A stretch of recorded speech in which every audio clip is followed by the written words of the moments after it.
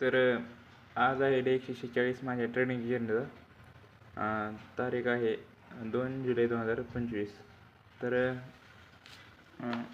आज गेलतो मी आज गेलतो पण जिम होतो ते आज पालखी आहे. खूप म्हणजे खूपच गर्दी होती. खूप व्हिडिओ काढावं म्हटलं पण त्या गर्दीमुळं काही कुठं थांबायला पडे ना, काहीच करायला नाही. खूप गाड्या, खूप लोक होते, वारकरी वगैरे, खूप गर्दी होती. त्यामुळे गेलतो जिममध्ये. मला म्हणजे फोन पण रेंज पण नव्हती, ते जास्त मोबाईल एकत्र आल्यामुळं रेंज पण नव्हती. नाहीतर फोन करून जिम ओनरला फोन करून विचारलं असतं की उघडे आहे का नाही, चालू आहे का नाही जिम म्हणून. तसं पण करायला नाही, कारण रेंज नव्हती मला पण काहीच.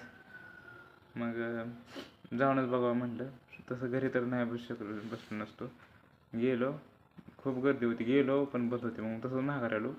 आणि इथं घरापाशीच कॉलेज आहे. त्या कॉलेजवर ग्राउंड मोठं आहे, मग तिथं रनिंग वगैरे केली. आज लेगचा होता, लेग डे होता. रनिंग केली पण काय एवढं म्हणजे जिमला काय जाऊ शकलो नाही. उद्या तर जातो. तर एवढंच. आणि आता म्हणजे बऱ्यापैकी मला चार्ट रिडिंग यायला लागली. चार्ट म्हणजे चार्ट समजायला लागलं. आधी काही चार्ट एवढं समजत नव्हतं, बघितलं की म्हणजे गोंधळून जायचं. पण आता हळूहळू म्हणजे पूर्ण मला समजायला लागली हे कसं ट्रेंड आहे. म्हणजे काल पण सुट्टी होती ना, त्यामुळं काल मी बऱ्यापैकी वाचलं. खूप काय वाचलं, समजलं. आणि ChatGPT एक नावाचं ॲप आहे, AI. तर त्याला मी चॅलेंज मागून घ्यायचो. म्हणजे काय मागायचं असं, त्याला म्हणायचो की मला एक चॅलेंज दे, त्याच्यात मी तुला म्हणजे एक चार्टचा फोटो पाठव, त्यात मी तुला